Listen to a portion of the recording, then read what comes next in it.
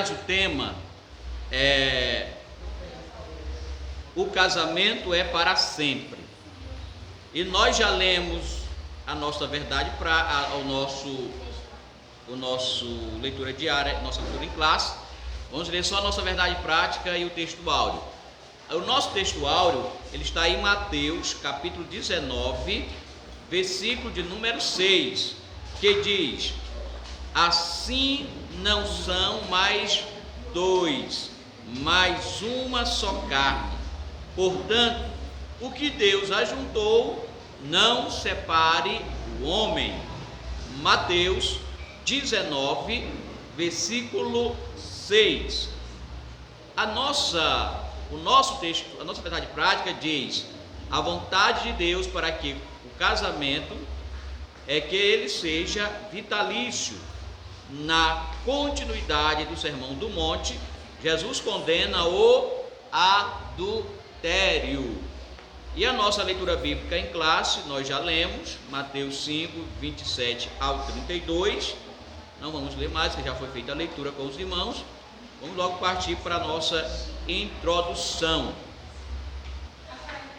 Antes de iniciar a nossa aula, eu gostaria de conceituar com os irmãos o que é o casamento, o que vem a ser o casamento. Eu quero trazer pelo menos 3 conceitos de o que seja casamento. Mas antes eu quero ouvir os irmãos, o conceito dos irmãos, como os irmãos entendem o que é o casamento, tá certo? E eu gostaria de iniciar nossa aula já ouvindo aos irmãos conceituando o que é o casamento. O que é casamento? Por que nós casamos?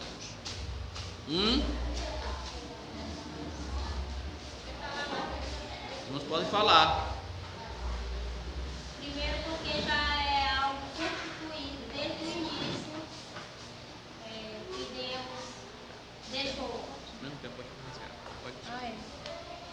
Sim, irmã, estou lhe ouvindo. Primeiro, porque é constituído desde o início por Deus. Alguém mais quer falar?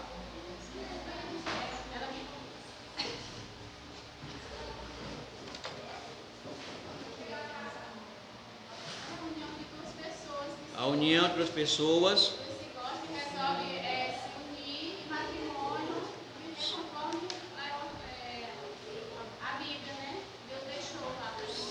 Certo. Esse homem e essa mulher serão uma só carne. Muito bem. Ouvido, meus irmãos, o que seja o casamento, vou dar agora 3 conceitos. Vou dar um conceito etimológico da palavra casamento, vou dar o conceito teológico e o conceito que nós, Assembleia de Deus, acreditamos, que é da nossa declaração de fé. No conceito etimológico, a palavra casamento é o ato de casar, é o vínculo conjugal entre um homem e uma mulher, voluntária repetindo, é o ato ou efeito de casar, vínculo conjugal entre um homem e uma mulher, união voluntária de um homem e uma mulher nas condições sancionadas pelo direito, de modo que estabeleça uma família legítima. Isto é o conceito do dicionário Wauses, né? Ele vai dizer que é o ato ou efeito da instituição familiar criada por Deus, por um homem e por uma mulher, que se une voluntariamente. Ninguém pode obrigar ninguém a casar-se. Tem que ser um ato voluntário de um homem e de uma mulher. Nas culturas islâmicas, não se pode dizer que há um casamento. E até mesmo na cultura judaica passada, e até mesmo na sociedade no período da idade, no período colonial do Brasil, havia e ainda há os famosos casamentos de arranjo. Quem ouviu falar disso? Casamento de arranjo. Os filhos nascem, um homem e uma mulher, E aí os pais, desde pequeno, já prometem casamento a outra família, não é? Essa cultura patriarcal de ligação em família, não é? Isso foi muito forte aqui no Brasil, no período colonial. Essa cultura foi bem forte, em que as famílias davam os filhos em casamento para que, era por amor isso? Não, por amor não era de jeito, qualidade alguma. Tudo isto era o quê? Para manter, de certa forma, um comércio, né? Para manter, de certa forma, um comércio, para a família ter ligação comercial entre as outras, né? Como ia dizendo a irmã Raimundinha, na cultura indiana, no islamismo, na cultura oriental, todos aqueles países do Oriente ainda tem essa cultura, onde a mulher não tem a liberdade de escolher o homem para casar, onde o homem não tem a liberdade de escolher a mulher para casar. É os pais quem arranja, que escolhe, eu quero que minha família se ligue à família A.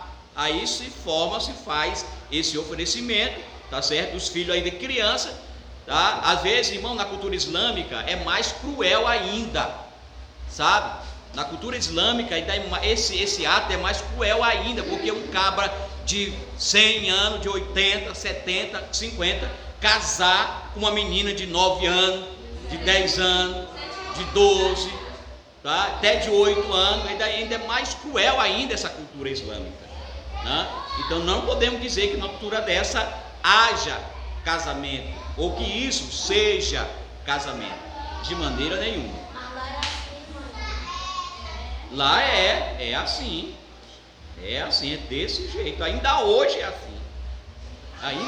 assim, e as filhas não têm direito, e o filho não tem direito de nada. Se eu escolher, se a família decidir que ela vai casar com um homem de 50 anos, a menina de 9, 10 anos, pois vai casar e acabou, e às vezes lá permite e já era, porque tudo é baseado na lei islâmica, na lei deles, no Corão, que permite, né? Então não podemos dizer que um negócio desse não é casamento, tá bom? Então, irmãos, ainda dentro desse conceito, dessa conceituação de o que seja casamento, a Constituição brasileira, a nossa Constituição, né, no seu artigo 226, parágrafo 3 da Constituição Federal, diz que para efeito de proteção do Estado é reconhecido a união estável entre um homem e uma mulher como entidade familiar, devendo a lei facilitar sua conversão em casamento. Como podemos ver, que deixa claro que a união homossexual não pode ser caracterizada como casamento. É importante ressaltar aqui que a união estável não é casamento, mas poderá ser transformada em casamento. O Código Civil, no seu artigo 1514, diz que o casamento se realiza no momento em que um homem e uma mulher manifestam-se perante o juiz a sua vontade de estabelecer o vínculo conjugal e o juiz declara casado. Por que eu trouxe também esse conceito aqui da Constituição Federal? Porque tempos atrás foi feito um movimento para aprovar. O Brasil hoje tem tantas leis que é lei que não serve para nada, mas eles querem aprovando lei por cima de lei para não funcionar. Tem o Estatuto do Idoso, Estatuto do Adolescente, e aí foram criar o Estatuto da Família. E nesse Estatuto da Família, porque a Constituição Federal diz que casamento é um homem e uma mulher, está lá bem claro no texto da Constituição Federal. Mas as entidades LGBTQIA+, esse povo aí, eles querem também que família seja 2 homens e 2 mulheres. Eles querem que família saia desse padrão, mas tanto a Bíblia e a Constituição Federal, de certa forma, ela é baseada na Bíblia, e o Código Civil diz que o casamento é um homem e uma mulher, e acabou. 2 homens não formam uma família, 2 mulheres não formam uma família. Pode formar um par de 2, mas não uma família. Porque, irmãos, a família criada por Deus, ela tem como alvo número 1 a felicidade do homem e da mulher.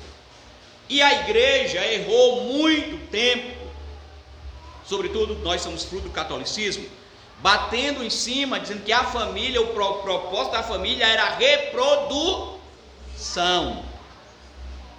Mas se nós formos olhar, lermos a Bíblia cuidadosamente, está escrito dois: felicidade e reprodução. Mas primeiro vem felicidade. O que é que a Bíblia diz? A Bíblia diz que tudo que Deus criou era bom. Aí foi criando. De cada animal Deus criou o par, macho e fêmea. Só o Adão, né? Só o Adão é que estava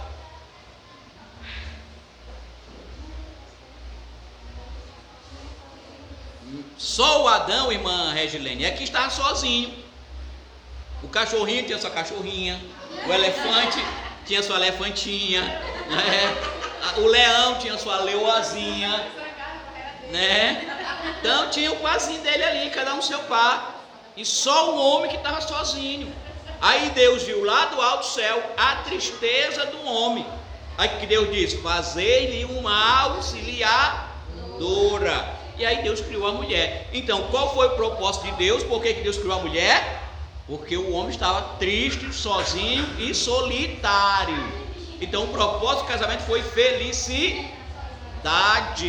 Aí mais na frente ele vai dizer: crescei e multiplicai, mas já no ato da felicidade. E a igreja pregou há muito tempo que o único propósito da mulher do casamento era a reprodução. E aí, irmão, em virtude disso, tem muitos casamentos, muitas mulheres que sofreram a vida toda, né, que não souberam o que é felicidade, viveram uma vida de tristeza, que a única função só era reproduzir, só era ter filho.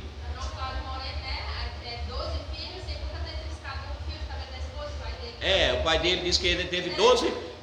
Aceitei o nome do humorista piauiense, que é o Cláudio Moreno. Ele é um humorista. Ele disse que o pai dele teve 12 filhos e nunca triscou num fio de cabelo da mãe dele.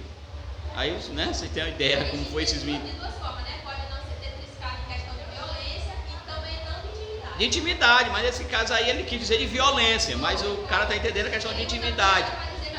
Aí ele disse que lá tinha. Aí, pai, mas como é que você se relacionava? Ele disse: não, tinha um sino. Quando eu queria, eu tocava o sino. Aí ela sabia. Entendeu? E aí quando ela queria, disse que era lá: você tocou o sino? Entendeu? Então é assim: quando ele queria ter relação com a mulher, ele tocava o sino. Aí sabia que ele queria ter relação. E quando ela queria, ia lá no quarto e batia, perguntava: você tocou o sino? Entendeu? Então, irmão, infelizmente, não tinha companheirismo nenhum. Tipo cachorro. Exatamente. Então você vê que o casamento, com essa ideia de só reprodução, trouxe isso. E isso trouxe muitos malefícios para o casamento, para se tornar, como vemos hoje, o casamento uma coisa, a televisão mostrando direto aí contra o casamento, destruir o casamento, que o casamento não presta, que é uma coisa que só traz infelicidade, quando na realidade não foi isso. Por quê? Porque a igreja botou na cabeça que o casamento era só para reprocriação, que na realidade não é. Vamos lá, isso aí é um assunto mais para frente. Na definição teológica, segundo o pastor Cláudio Honor Corrêa de Andrade, no seu dicionário teológico, ele vai dizer que casamento é a união que tem por objetivo legalizar a união entre um homem e uma mulher. Ainda pode-se dizer que o casamento é uma instituição social de origem divina, fundada desde o princípio da raça humana, como disse a irmã Francisca, né? Para dar origem à sustentação à família.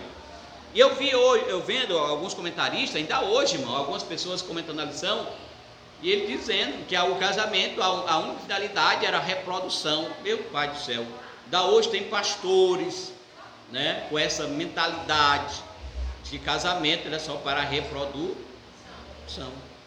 E quando na realidade não é só para a reprodução. E hoje vocês podem ver exatamente como aí essa finalidade já perdeu totalmente, que hoje nem mais para fazer menino. Porque hoje Tem famílias, né, que não querem ter, tem casais que não querem ter filhos, né? Isso aí é uma outra discussão. Vamos lá, só essa última definição aqui de casamento.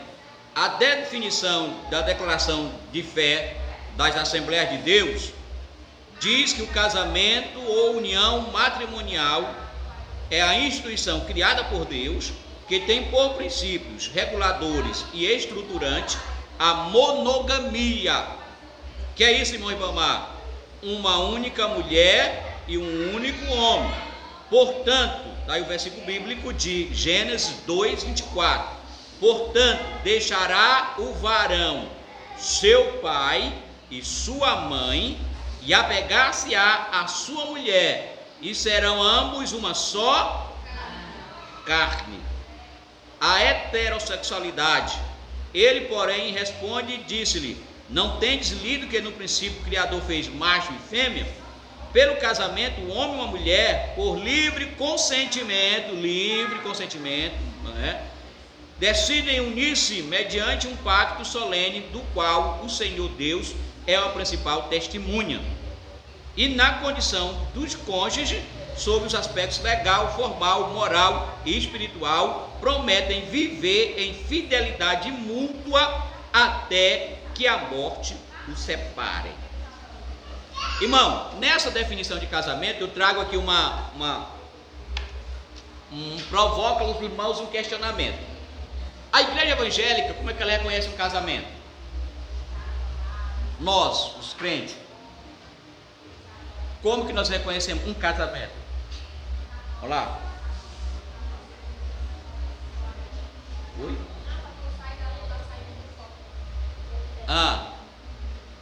A igreja católica, ela considera a pessoa viver amigada uma vida toda. O homem e a mulher moram debaixo de uma casa a vida toda e vivem aí suas vidas. Tem filho, neto, bisneto, nessa situação. Isso precisa casar, né?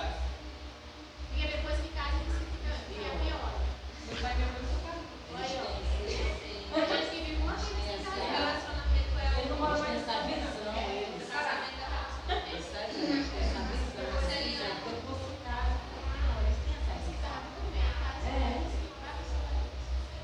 Agora a cabeça. Até o Leonardo, ele uma vez ele morava fora, tem 5.000 anos. Só que ele não foi casado, por exemplo, nos 2 casamentos, casado. Aí ele disse que não casava mais, porque não está acertando.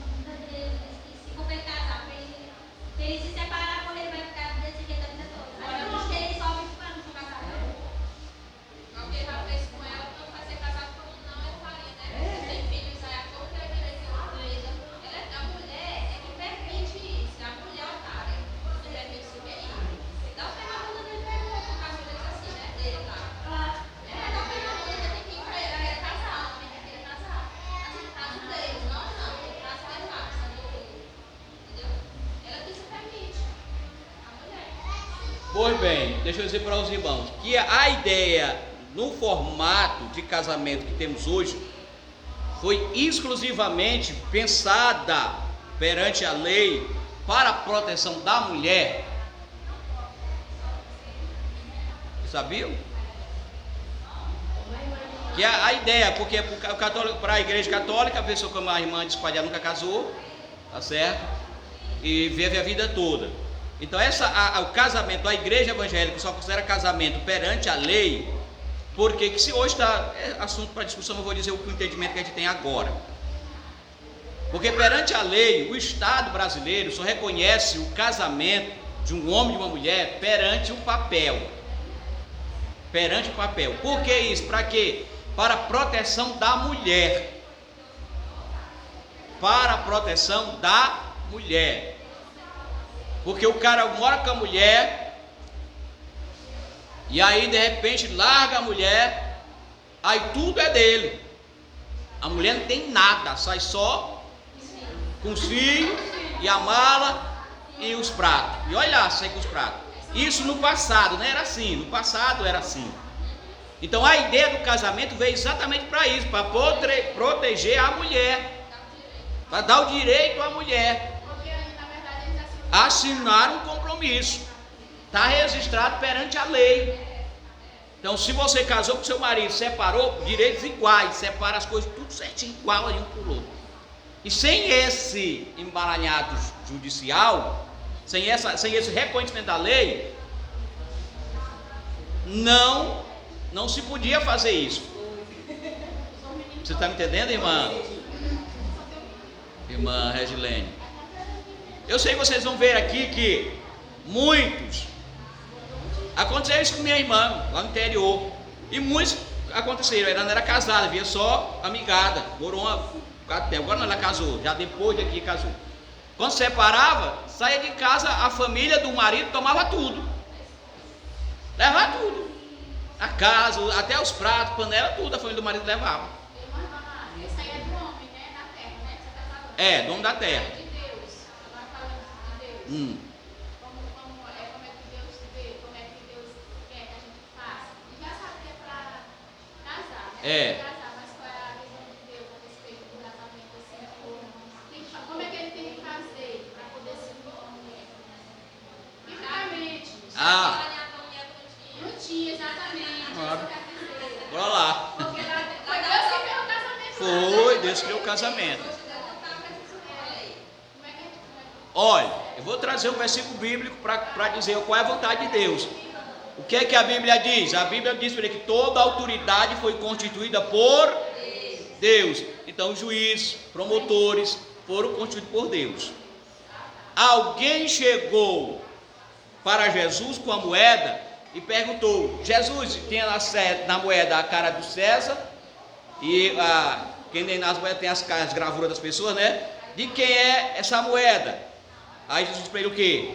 O que é de César, dai a César, e o que é de Deus, dai a Deus. Então, o que ele está dizendo com isso? Dizendo para nós respeitar, e tem outro versículo bíblico que diz que nós devemos respeitar todas as autoridades constituídas. Então, se o homem resolveu por bem dizer que o casamento tem que ser no cartório para a proteção da mulher, então nós, como obedientes à lei, e assim fazendo, estamos obedecendo a Deus, nós temos que seguir o útil e agradável. Então, quer dizer, Deus aprova ainda mais o casamento civil, registrado, bonitinho. Entendeu? Então, nós, como obedientes que somos a Deus, temos que obedecer às leis criadas pelos homens, desde que essas leis não prejudiquem o meu relacionamento com Deus, não prejudique o seu relacionamento com Deus. Não sei se respondi, mas deu para entender, né? Você pode responder aí quando tiver divórcio, quando vai ser divórcio. É mais na frente, essa não é para frente. Vamos para frente. Só é a introdução. Aqui só é a introdução, irmã Francisca. Só é a introdução. Vamos agora para. É só aqui, só a introdução. Será que é bom? É. Bora. Bora lá. Bora correr. Porque esse assunto que a senhora falou aí é o segundo ponto, que é a indissolubilidade do casamento, que é a questão do divórcio. É o segundo ponto. Vamos já entrar nele. Vamos lá.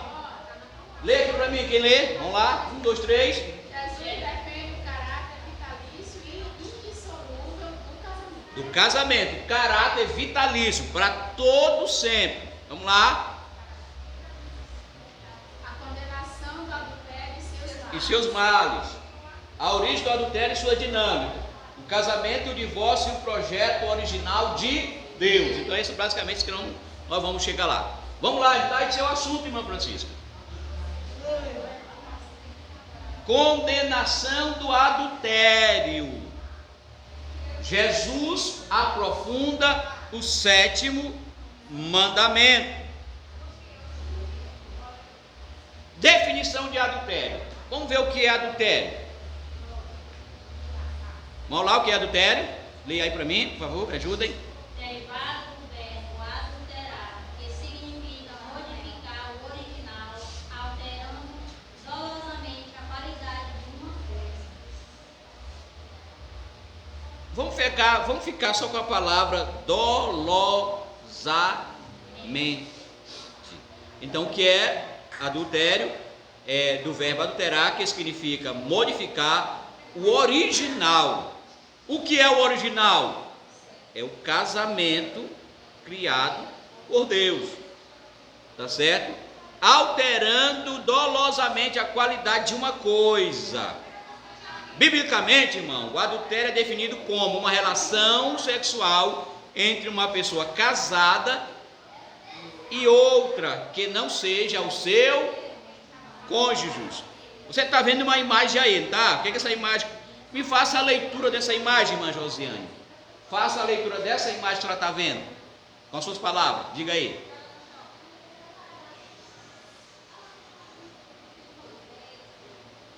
Não? Um casal e uma mulher no meio. O casal é esse dois aí que estão abraçados. Estão abraçadas. E a outra. E a outra? Mulher. A outra. Uma mão atrás segurando. Que é a posição escura, né? Os dois da conta que estão adulterando, tá? A companheira está abraçada, né? Aí a outra está pegando só a perna, só o braço mesmo. Ela foi achar que lá só o pescoço de casar. Mas a amante sempre é a besta. Ela sempre está escondida. Mas ela é piadona, ela está sempre besta. Como a minha família sempre a gente passou por isso. Essa casa de noite chorava. Os irmãos olharam, tiraram cada um sua decisão. Se só não parar, não está procurando até. Vamos lá. Não, eu quero que vocês E a gente tem exemplo de perto. Hein? A gente tem exemplo de perto disso aí, ó. É assim, tem uma coisa que vocês beijo, pega sua mão. Ó, pessoas minhas, próximas a mim, de noite choravam, porque o dia todo ele ia lá pescar a pessoa, mas de noite ela tava sozinha na cama e ele tava lá com a mulher dele. Gente proximíssima a mim. E aí, esse resto é migalha. Sobe na moto do bonitão, regala a boca assim, ó. É marido dela. É verdade. Aí até a esposa dele lá com paciência com ele, aquela coisa toda lá, e ela quer só amizade. É, bicho, usa, usa. É amizade, foi a enganação que estão.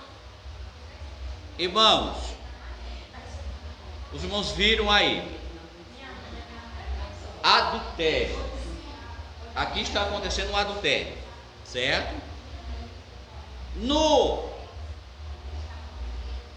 Na lei judaica e na cultura bíblica, Jesus aqui ele aprofunda o sentido da palavra adultério. Adultério significa modificar, aí biblicamente é ter relação sexual. Esse conceito, biblicamente, o adultério é definido como uma relação sexual entre uma pessoa casada e outra que não seja o seu cônjuge. Ou seja, o ato consumado só era adultério se houvesse a conjunção carnal. Isto era a lei, dizia que só havia adultério quando há a conjunção carnal. Aí Jesus vem aí no 7º mandamento, ele aprofunda esta ideia. A imagem que vocês estão vendo, está tendo conjunção carnal de sexo? Não, né? Mas está havendo adultério. Sim, com certeza. Mas está havendo adultério. E aqui fisicamente, o cara está lá, né? Segurado aqui, a mulher está aqui com o namorado, porque aqui é um casal de namorado e tal. E ele está aqui por trás, flertando com a. Olhar malicioso. Então, na lei, a lei dizia que o adultério era só a junção carnal, o ato consumado. Mas Jesus vem e diz: não, adultério não é só isso não.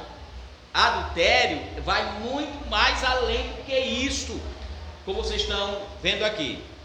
Essa lei é do homem, né? Era lei. A lei dada, a lei de Moisés, entendeu?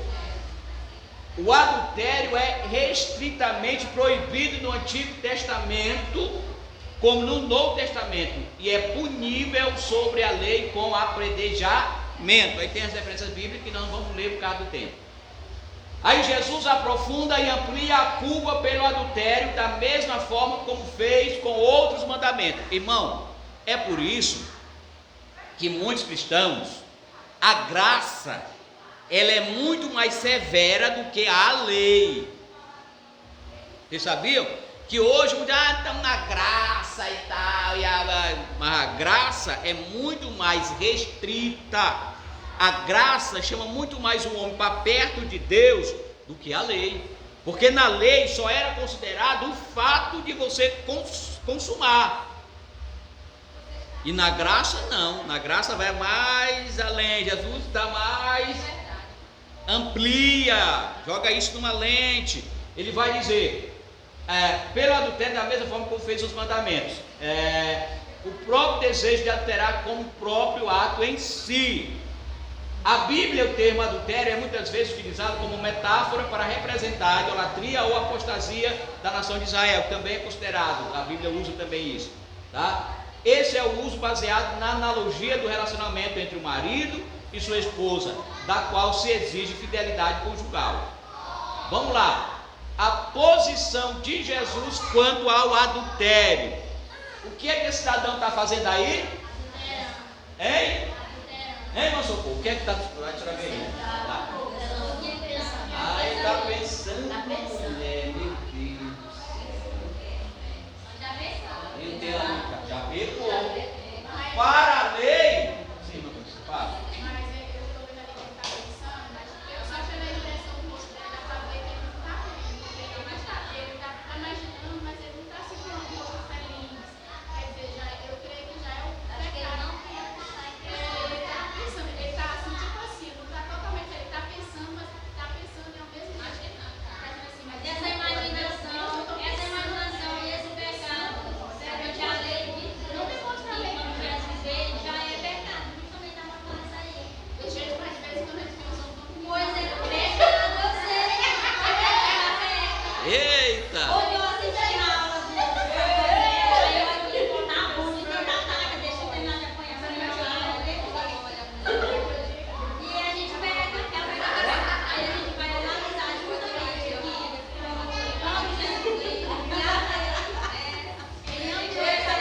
Só em pensar. Oi? o negócio é sério, ver quando ele vê um homem bonito na vida.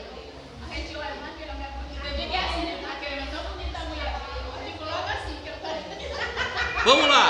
Vamos lá, vocês olharam, já tiraram suas conclusões? Fala, meu socorro. Tem um pensamento que não é malicioso. Tem um pensamento que eu posso chegar daí para lá. Oh, meu Deus, Vamos ver, meu socorro, vamos ver. não é um pensamento malicioso, não é um pensamento de cobiça, não é. Eu posso ser. Muito bem. Meu socorro disse tudo aí. Irmão, olha, vamos chegar, vai definir, vamos. Como a irmã Socorro já definiu, o pensar não é pecado. Você olhar para um homem e achar, pai, esse homem é bonito. Olhar para a mulher e dizer, esta mulher é bonita. Você olhar, ela passou, você olhou, o homem passou, você olhou. Até aí tudo bem, é natural, porque é um instinto nosso humano. É um sentimento nosso. Nós somos seres humanos formados de corpo, alma e espírito. Não é? A nossa alma é responsável pelo centro de nossas emoções. Nós não somos robô. Nós não somos robô sem nenhum sentimento, sem nada, sem reação. Não, nós somos sentimento. E quem botou isso em nós, irmã Josiane? Quanto que é Neozé batendo na mesa? E quem botou isso em nós, sentimento? Foi o diabo? Não, foi Deus. Então é natural você admirar, como disse a irmã Socorro. É natural admirar. Agora, esse pensamento vai. Passou mulher bonita, ou homem bonito. Você diz, eita, mas esse homem é bonito. Esse homem é bonito, essa mulher é bonita. Aí fica. Aí esse pensamento vai criando asa, vai se reforçando. Ah, se eu tivesse essa mulher lá em casa. Eita, mas olha essa coisa dessa mulher, rapaz. Mas... Aí vai alimentando. Aí vai alimentando, vai alimentando. vai alimentando. Aí aquele sentimento que era natural, não, agora deixa de ser natural. Já está lá a cobiça, já está lá o desejo, já está lá o sentimento de posse, de querer. E aí isso vai, a mente vai trabalhando. Vamos lá, vamos chegar lá. Diferentemente dos escribas e fariseus que aplicavam o 7º mandamento apenas referente à prática, aquilo que eu já falei, Jesus destaca que o adultério, assim como o homicídio, tem sua origem nos desejos maléficos que nascem no coração. Não é no coração aqui, coração aqui. Entendeu? Se eles estivessem atentados para o que a lei diz sobre adultério, em Deuteronômio 5, 18 e 21, teriam compreendido que o adultério não é só prática, mas a cobiça, o desejo de fazer. Ao aprofundar ou ampliar o 7º mandamento, Jesus estava evidenciando a importância de abstermos de pensamentos impuros, não é? Tanto fora como dentro do casamento. O propósito aqui é manter a pureza sexual, moral, social e preservar o casamento, a fidelidade, a felicidade conjugal e a família. Ok, irmãos? O pastor Silas Malafaia conta um exemplo, eu não sei se vou saber contar aqui para os irmãos, mas ele conta que tinha uma empresa, trabalhava na sala, funcionário, homem casado, eu creio que essa outra mulher não era casada. Aí, todo dia ele passava por meio caminho, e a mulher dizia: eita, homem cheiroso. Aí ele, né, se achava. Aí ela: eita, mas o senhor está bonito. Aí ele se inchava. Aí ele passava pelo meio caminho, aí disse: eita, mas você hoje sua roupa está linda. Aí ele passava, eita, mas seu corte de cabelo, seu cabelo. Quer dizer, ele alimentou aquele sentimento, até que no último dia que ele passou, ele virou: e aí, vamos sair que dia? O encontro, vamos marcar que hora? Por quê? Porque ele alimentou, ela alimentou e ele foi aceitando os alimentos dela. Se na primeira vez que ele tivesse passado, ela tivesse feito o elogio, tudo bem, natural, normal. Na segunda, já é por aqui, vou agora por aqui. Ele já sabia bem aqui que aqui estava a armação bem aqui para ele, que bem aqui tinha sentimento, tinha desejo voltado para ele. Então ele tinha provido uma outra, rapaz, essa sala aqui eu quero mudar, quero ir para uma outra sala, não quero passar mais por esse trajeto. Então é isso que acontece no nosso pensamento.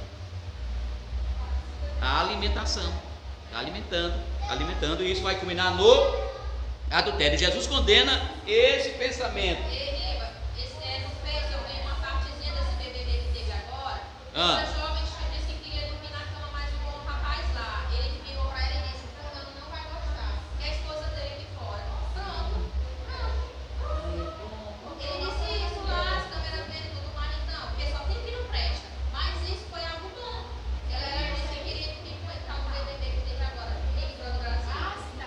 Não, acabou, parece. Aí eu vi um pedacinho disso, não fez. Não queria dormir, ela queria ficar com ele na cama lá, dormir sozinho. Aí ele só virou e disse que fulano ia gostar. Mas se ela queria dormir perto dele, aí ela nem respondeu, ela nem deu ligação. Ele disse que ele falou não da esposa dele aqui fora. Ela não ia gostar. Pronto, acabou isso. Irmãos, vocês entenderam aí o exemplo da irmã Raibundinha? Vamos voltar aqui para a nossa aula. Escute aqui. O adultério, ele não acontece de imediato. O adultério, ele é um processo do qual eu já exemplifiquei aqui. Ninguém adultera do nada. Não, ele é um processo. Ninguém adultera de uma hora para outra. É um processo cuja dinâmica é, primeiro, aqui o olhar cobiçoso, não é o olhar natural. É por isso que muita gente, talvez que nem a irmã Francisca aí, que se perturbar no seu sentimento de achar uma pessoa bonita. Normal, natural, não é um olhar cobiçoso. Não é. O que está dizendo? Olhar cobiçoso. Olhar com segundas intenções. E a gente sabe, a mulher, por mais ingênua que ela seja, ela sabe quando um homem olha para ela com segundas intenções. E um homem, por mais ingênuo que ele seja, ele sabe quando a mulher olha para ele com segundas intenções. Vai dele ou dela agora alimentar esse olhar, né? Prosseguindo aqui, irmão. Pensamentos impuros, desejos maliciosos, que a gente já comentou, atitudes de sedução. E aí, por último, vem a prática. Note que para chegar à prática teve um caminho percorrido. A prática ela não veio do nada. Não veio do nada. Veio uma irmã Ana, veio do nada a prática do adultério? Veio não, a prática veio do olhar cobiçoso, a prática veio do pensamento impuros, a prática veio dos desejos maliciosos, a prática veio da atitude de sedução. Irmão, é por isso que eu tenho dificuldade de aceitar, me perdoa aqui se eu vou falar aqui, não é para ofender e nem ninguém. Eu tenho dificuldade, eu quero passar na cabeça de uma mulher ou na cabeça de um homem, quando eles põem uma roupa sedutora, o que é que passa na cabeça dele ou na cabeça dela? Eu gostaria de entender. Sendo cristão, você está falando? Qual é a ideia? Quando a mulher bota uma roupa provocante, o que é que, sobretudo quando ela é casada, quando ela é casada, Eu vi isso essa semana na minha família. o que é que passa na cabeça dela? Qual é a intenção? Ou de um homem casado que veste roupa provocante, também é um veste roupa provocante, né? Não é só mulher não, homem também. O que é que passa? Veste os homens vestem short sem cueca, o negócio Ah lá, bicho. Não, Brasil. respeito às mulheres. Eles têm 8 vai olhar. Então, irmão, então o que que passa? Agora eu estou falando da mulher casada. Sim, pode ficar um lugar. Terminaram aí? Terminaram? Posso chega. Estava tão boa, irmão, que só uma hora, está terminando a hora já quase.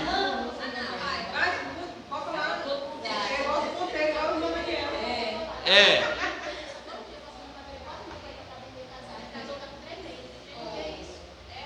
Irmão, eu fico pensando, esse pensamento vem na minha cabeça e querendo respostas sem ter, e tem, mas não quero aceitar. Agora eu trago isso para dentro da igreja, a mulher casada cristã. Eu estou falando da mulher casada não cristã. Qual é o pensamento dela quando ela bota uma roupa provocante? E ela sabe que a roupa é provocante. Aí eu lhe pergunto, e a mulher cristã? A mulher que é crente, o que é que passa na cabeça dela quando ela bota uma saia, quando ela bota um vestido decotado e vem, e o que é pior, vem para a igreja.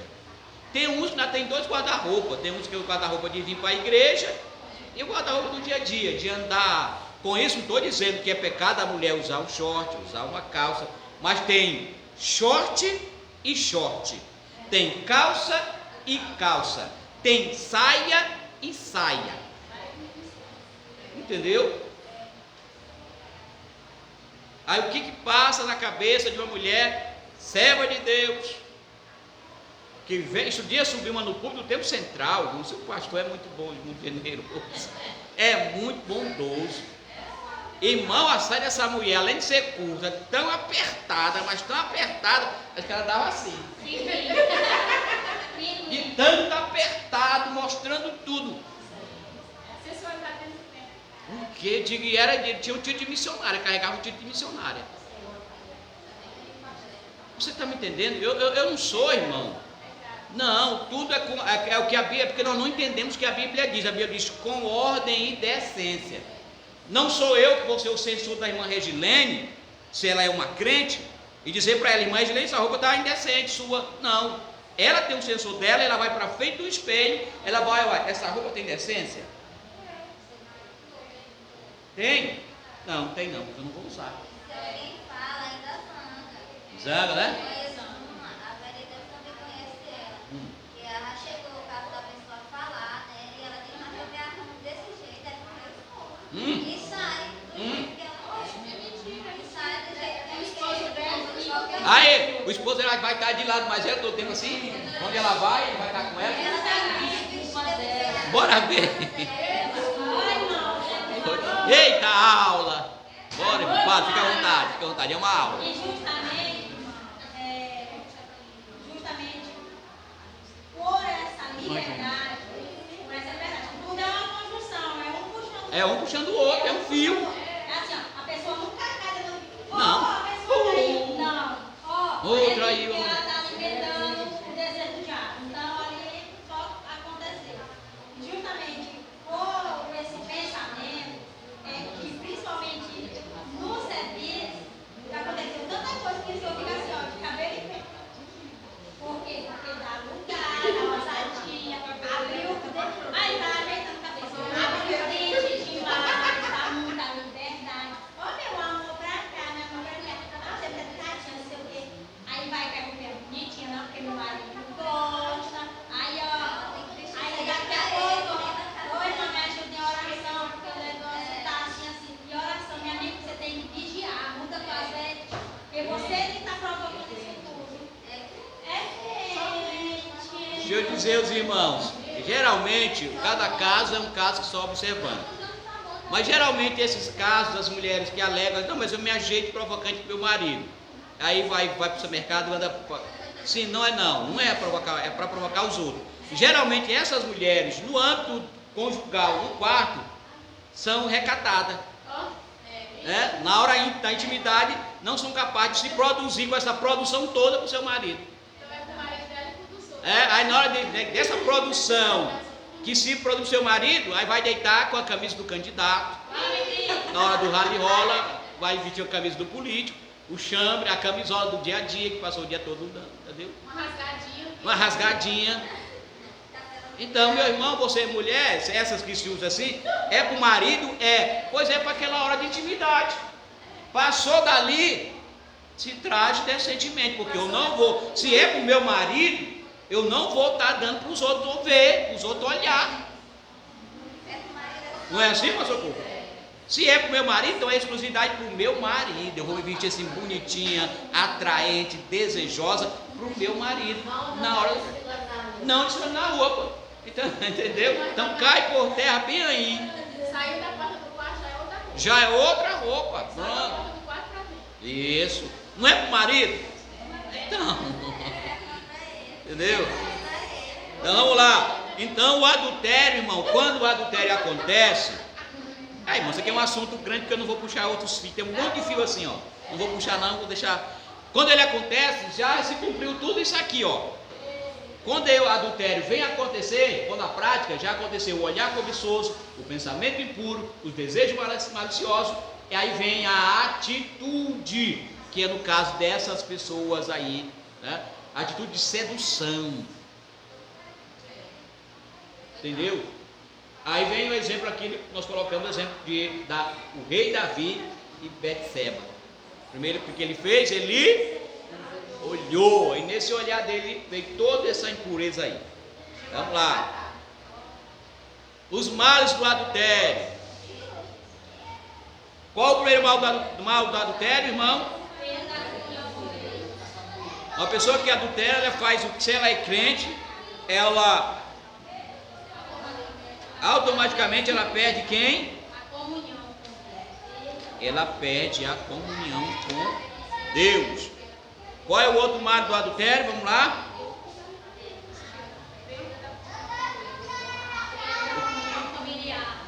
Perda da comunhão familiar.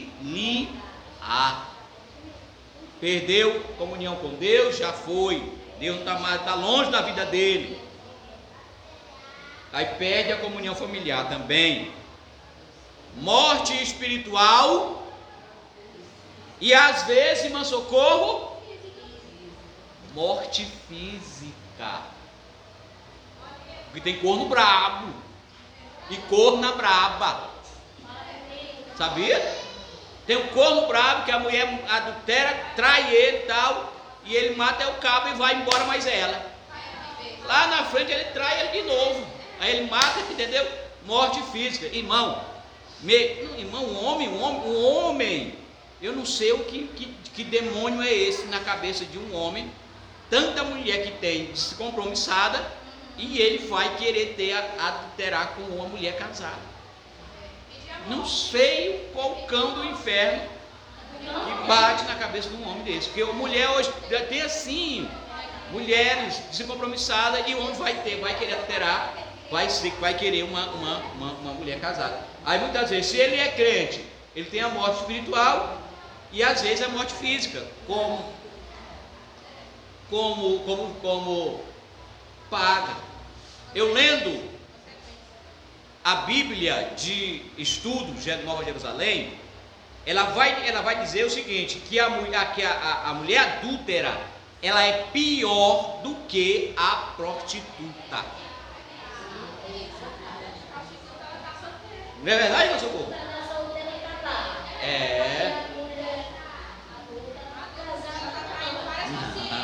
Exatamente. A Bíblia de aplicação de Nova Jerusalém, comentando isso, ele vai dizer, porque a prostituta, a prostituta, de certa forma, ela está oferecendo o corpo dela em paga do dinheiro. Ela não tem nenhum vínculo emocional com aquele cidadão que ela está se deitando, ela está ali pelo dinheiro, é o sustento dela. Já a casada é safadeza, e muitas vezes recebe a paga com a própria vida, porque assim tem um corno que é consciente, mas tem um corno bravo que mata a mulher e mata os dois. E acontece no próprio amante matar hoje. E acontece. Então ela é pior do que a prostituta. Aí acontece o que, irmão? O que acontece com ambos? A desmoralização. Nunca é mais como antes uma mulher quando ela trai o homem, ou o homem quando trai a mulher, que vem a caso público. Aqui ficou um tal de Olha aí. tão bonito, isso é missionário. Esquece essa parte aí, minha irmã. Vamos lá. Tá aí. Aí o que mais acontece, irmãos, aqui?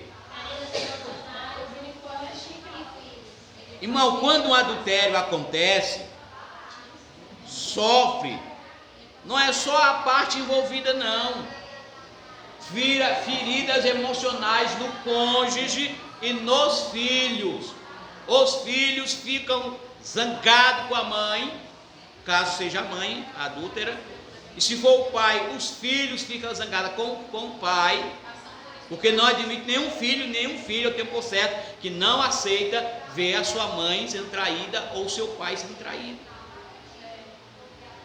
Porque todos os filhos, o que eles querem, eu tenho certeza absoluta disso, que todos os filhos querem a união dos pais, nenhum filho quer a desunião dos pais, nenhum filho quer. Hoje o galera mandou de pai, mãe vai ter o pai, vem morar aqui na rua. Então, irmão, causa tudo isso aí, feridas emocionais no cônjuge e nos filhos, né? Por isso é preciso cortar o mal pela raiz. Por isso que Jesus veio cortando o mal, não foi por aqui não, ele veio cortando, foi lá, ó, por cima logo, lá pelo pensamento, lá, entendeu? Não deixou nascer não, foi logo, no caso aqui, cortou lá, pela raiz, ocupando a mente com coisas saudáveis, não dando lugar aos pensamentos libertinos. Aí tem Filipenses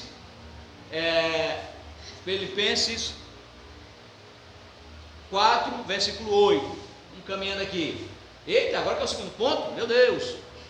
O que rege o coração, regerá também as fontes do sentimento humano. Vamos aproveitar onde estão essas fontes. A necessidade de um coração transformado. O pecado não está restrito, irmão, apenas ao ato, mas também aos pensamentos impuros, malignos, cuja fonte é o coração. É por isso que eu não entendo a ideia de quando as pessoas associam o coração, no caso da Bíblia aqui, mas Deus quer o coração. Mas que coração que Deus quer? Aí uns até brincam e dizem, Jesus não é açougueiro, porque eles não é magarefe, porque eles colocam o coração como sendo o órgão aqui para bombear o sangue para o nosso corpo. Não, Coração é a sede dos nossos pensamentos, das nossas emoções. Dessa fonte pode sair coisas boas, mas também pode ser fonte de contaminação moral e espiritual. Daí, irmã Socorro, irmã Ana, irmã Veridiane, a necessidade de guardá-lo e tê-lo transformado. Ok, lê essa imagem aí, irmã Ana. Ela está vendo aí a imagenzinha? Lê, o que você entendeu dessa imagem? Essa imagem ali, tem que Eu acho que gente. Nossa, você quer ficar para cá, irmã? Irmã Socorro, vocês botar a cadeira ali, ficar melhor. Para não ficar. Vai direitinho. Vai lá, tem uma cadeira aqui, Cadeira deixa a ali. cadeira aqui. Vai para ver melhor a imagem. Bem perto da irmã. Ali, ó. Isso, ali está melhor. Bora, irmã, defina a imagem para nós aí. Esse estudo aí na frente, o coração atrás, né, é para proteger dos maus pensamentos, das coisas carnais, que não agradam a Deus, né, para não deixar entrar no nosso coração.